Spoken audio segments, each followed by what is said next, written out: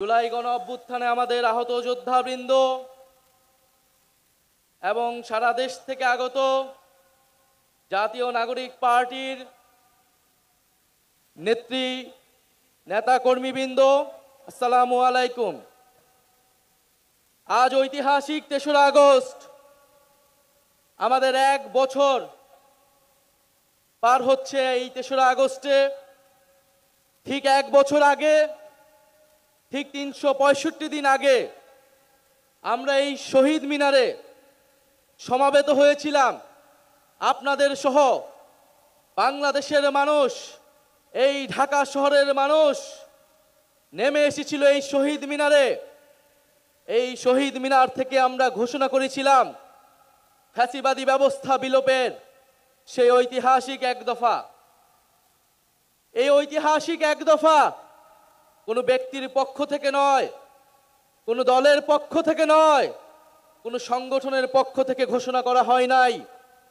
সেই দিন এক দফা ঘোষণা করা হয়েছিল বাংলাদেশের জনগণের পক্ষ থেকে, বাংলাদেশের অভ্যুত্থানকারী ছাত্র জনতার পক্ষ থেকে।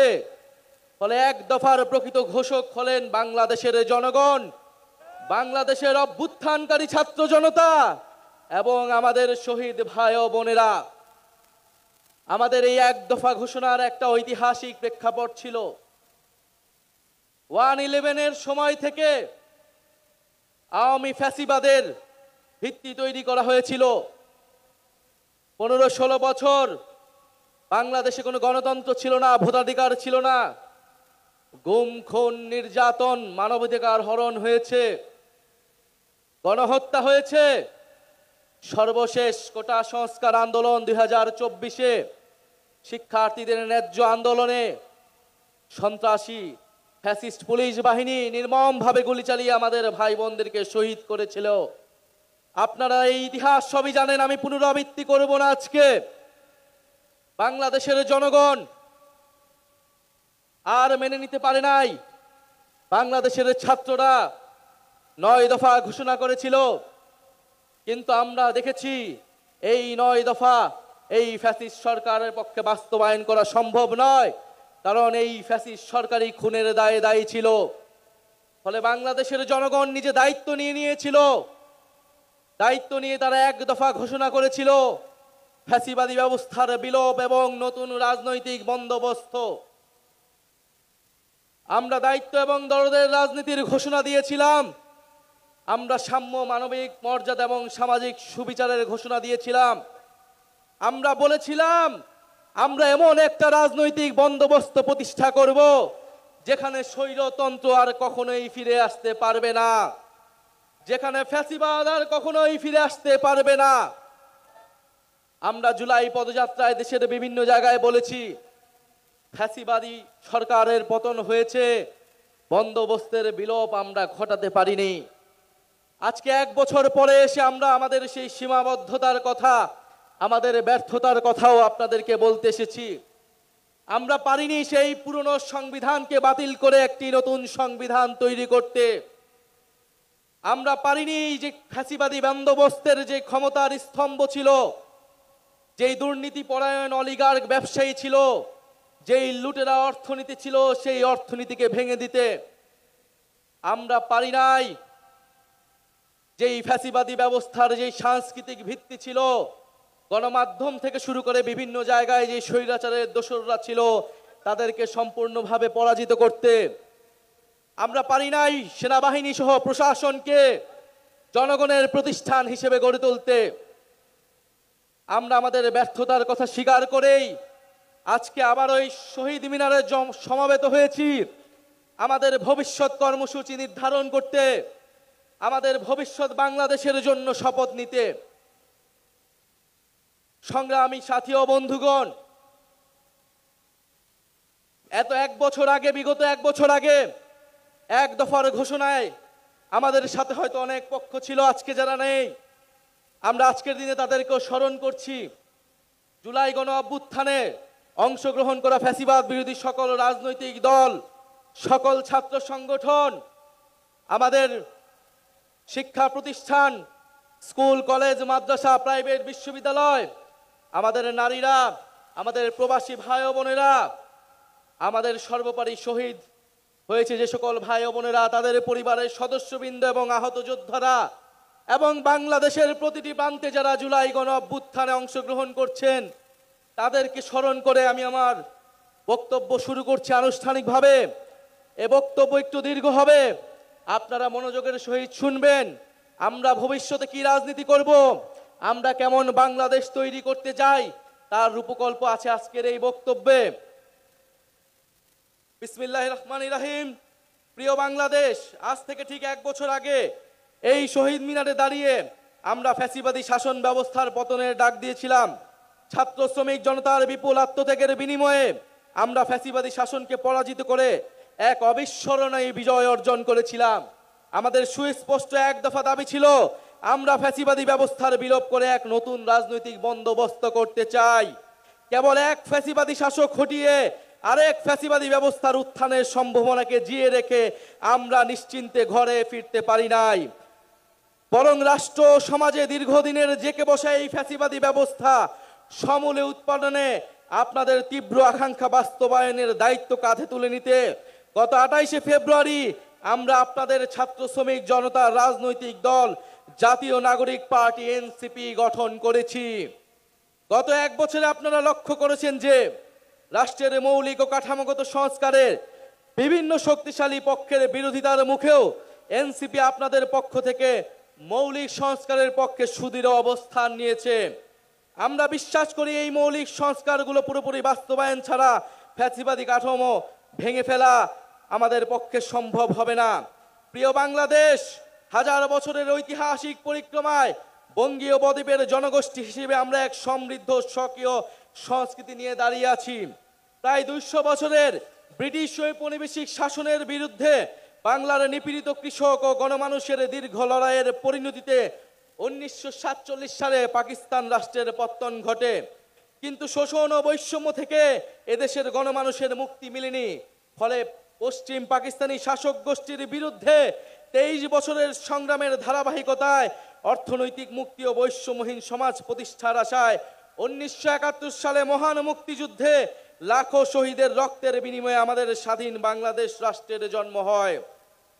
কিন্তু 1972 সালের মুজিববাদী সংবিধান ও তৎপরবর্তী বাকশালী অপশাসন, দুর্নীতি, দুর্ভিক্ষ ছিল মানুষের এই সুদীর্ঘ ত্যাগ এবং আকাঙ্ক্ষার প্রতি নিষ্ঠুর প্রতারণা। বাঙালি জাতীয়তাবাদের নামে জনগণের উপর চাপিয়ে দেওয়া হয়েছিল একটি একমুখী ও স্বেচ্ছাচারী মতবাদ। তারপরে রাষ্ট্র গঠনের নানা চড়াই উতরাই পেরোলেও স্বাধীনতার 5 দশকেও একটি রাষ্ট্র আমরা তৈরি করতে পারিনি যা গণতন্ত্র, সাম্য, মানবিক মর্যাদা এবং সামাজিক ন্যায় বিচার নিশ্চিত করে। বরং দেশে একটি নিষ্ঠুর ফ্যাসিবাদী শাসন ব্যবস্থা কায়েম হয়েছিল, যেখানে রাষ্ট্রীয় প্রতিষ্ঠানগুলোকে ক্ষমতাসীন দলের স্বার্থে বেপরোয়া ব্যবহার করে গণতন্ত্রকে ধ্বংস করা হয়েছে। বিরোধী মতের কণ্ঠরোধ, গুম, বিচার বহির্ভূত হত্যাকাণ্ড, সর্ববাসী দুর্নীতি, অর্থ পাচারকে রাষ্ট্রীয় সংস্কৃতিতে পরিণত করা হয়েছিল। জুলাই 2024-এ ছাত্র শ্রমিক জনতার বিপুল গণবিস্ফোরণ ছিল দীর্ঘদিনের পুঞ্জীবিত এই অপশাসনের বিরুদ্ধে পরিবর্তনের গণরায়। আমাদেরকে স্মরণ রাখতে হবে, হাজারো শহীদের রক্তের বিনিময়ে অর্জিত আমাদের এই নতুন স্বাধীনতা কেবল সরকার পরিবর্তনের জন্য ঘটেনি। যে ব্যবস্থার মধ্য দিয়ে ফ্যাসিবাদ কায়েম হয়, আমরা সেই ব্যবস্থার পরিবর্তন চেয়েছিলাম। ফ্যাসিবাদ পতনের বছর পূর্তিতে এই জুলাই আমরা টেকনাফ থেকে তেতুলিয়া, জাফলং থেকে সুন্দরবন, বাংলাদেশের আপামর ছাত্র শ্রমিক জনতা, আবাল বৃদ্ধ বনিতা, চায়ের টঙের দোকান থেকে ডাক্তার, ইঞ্জিনিয়ার, চা শ্রমিক, আপনাদের সবার ভালোবাসায় সিক্ত হয়েছি। বাংলাদেশের প্রতিটি প্রান্তে আমাদের শহীদ পরিবার আর আহত ভাই বোনদের প্রত্যাশার কথা শুনেছি আপনাদের নিত্যদিনের সংগ্রাম, আকাঙ্ক্ষা ও স্বপ্নের কথা। আমাদের দলের জন্ম, এনসিপির জন্ম আপনাদের সকল শ্রম, আমাদের স্বপ্নের নতুন বাংলাদেশ গড়ার জন্য। আপনাদের অভিযোগ, অনুযোগ, প্রত্যাশা আমাদের ভাবনাকে করেছে গভীর, আমাদের লক্ষ্যকে করেছে সমৃদ্ধ।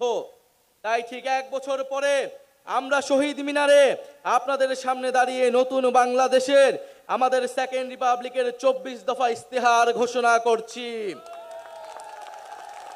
আমাদের প্রথম দফাটি হলো নতুন সংবিধান ও সেকেন্ড রিপাবলিক। উপনিবেশ বিরোধী লড়াই, স্বাধীনতা সংগ্রাম ও জুলাই গণ অভ্যুত্থানে জনগণের সাম্য, মানবিক মর্যাদা ও সামাজিক সুবিচারের আকাঙ্ক্ষার ভিত্তিতে আমরা বহু ভাষা, সংস্কৃতি ও জাতির নতুন বাংলাদেশ তৈরি করব।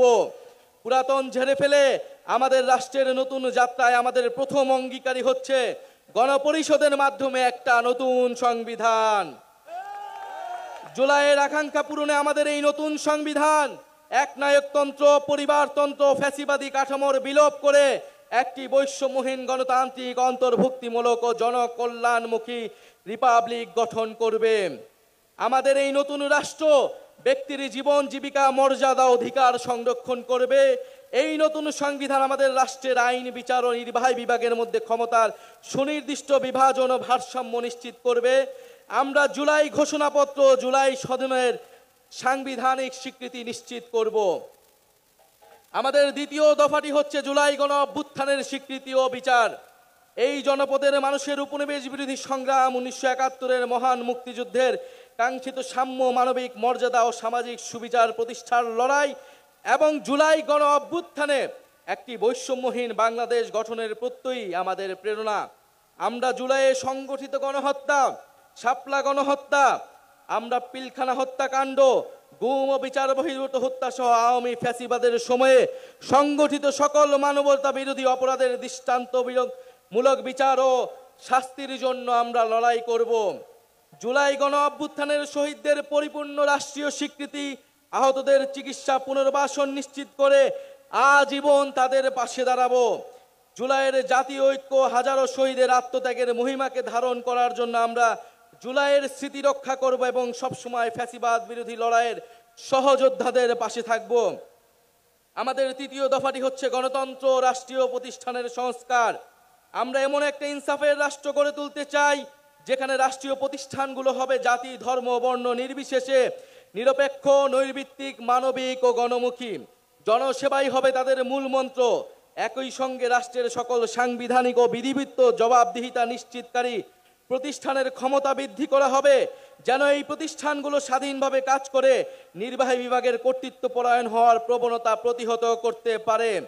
আমরা এমন একটা গণতান্ত্রিক রাষ্ট্র প্রতিষ্ঠা করতে চাই যেখানে জনগণ শুধু নির্বাচনের দিন ক্ষমতার উৎস হবে না, বরং রাষ্ট্র পরিচালনার প্রতিটি ক্ষেত্রে জনগণের অংশগ্রহণ নিশ্চিত করা হবে।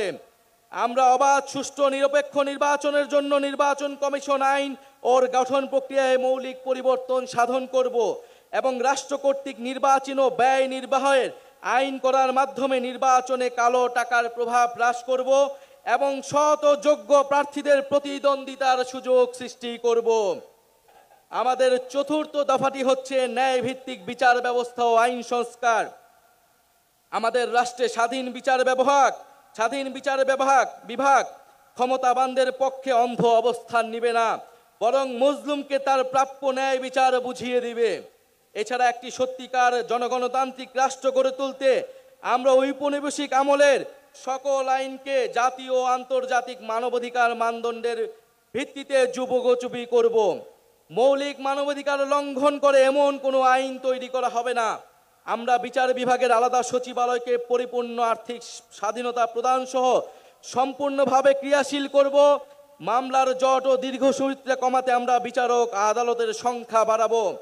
আমরা মামলার নথিপত্রগুলোকে ডিজিটালাইজ করব এবং মামলার অগ্রগতি অনলাইন ট্র্যাকিংয়ের ব্যবস্থা করব। আমরা দেওয়ানি দায়ের ক্ষেত্রে আর্থিক ক্ষতিপূরণের প্রাপ্তির বিষয়ে এক আইনগত কাঠামো প্রণয়ন করব। মানহানির মামলায় শুধু ভুক্তভোগী ব্যক্তি আইনগত প্রতিকার চাইতে পারবেন, এই বাধ্যবাধকতা নিশ্চিত করব। আমরা গরিবদের জন্য বিনামূল্যে আইনগত সহায়তার ব্যাপ্তি বৃদ্ধি করব। কিশোর সংশোধনী ব্যবস্থার মানবিকীকরণ ও সমাজে পুনর্বাসনের সুব্যবস্থা করব। ইনশাল্লাহ আমাদের নতুন বাংলাদেশে ন্যায় বিচার নিশ্চিত করা হবে। আমাদের পঞ্চম দাবিটি হচ্ছে সেবামুখী প্রশাসন ও দুর্নীতি দমন। বাংলাদেশে আমলাতন্ত্রকে দলীয়করণের মাধ্যমে শোষণের হাতিয়ার হিসেবে ব্যবহার করা হয়েছে। আমরা প্রশাসনের সকল প্রকার রাজনৈতিক হস্তক্ষেপ বন্ধ করব। আমলাতন্ত্রকে সুদক্ষ সেবামূলক প্রতিষ্ঠান হিসেবে গড়ে তুলতে আমরা উন্নত প্রশিক্ষণের ব্যবস্থা করব। বিভিন্ন খাতের যোগ্য বিশেষজ্ঞদের সরকারে অধিকতর অংশগ্রহণ নিশ্চিত করব। নিয়োগ, বদলি, পদায়ন ও প্রমোশনের ক্ষেত্রে মেধা এবং যোগ্যতাই হবে একমাত্র মানদণ্ড। সরকারি কর্ম কমিশনের সকল প্রশাসনের নিয়োগের ক্ষেত্রে সততা, নিরপেক্ষতা বজায় রাখতে যথাযথ নিয়োগ কাঠামো তৈরি করব। আমরা ডিজিটাল গভর্নেন্স চালুর প্রতি বিশেষ গুরুত্ব দিব। আমরা রাষ্ট্রীয় সম্পদ চুরি, দুর্নীতি, স্বজনপ্রীতি, দলীয়করণের বিচারহীনতা এবং বিচারে দীর্ঘসূত্রিতা পরিহার করে দুর্নীতির দ্রুত বিচার শাস্তির বিধান করব।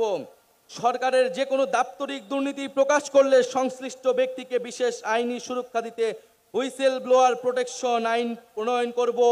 সমাজে শিক্ষায় সমাজে দুর্নীতি বিরোধী মূল্যবোধ এবং সচেতনতা তৈরি করব। আমাদের ষষ্ঠ দাবিটি হচ্ছে জনবান্ধব আইন শৃঙ্খলা রক্ষা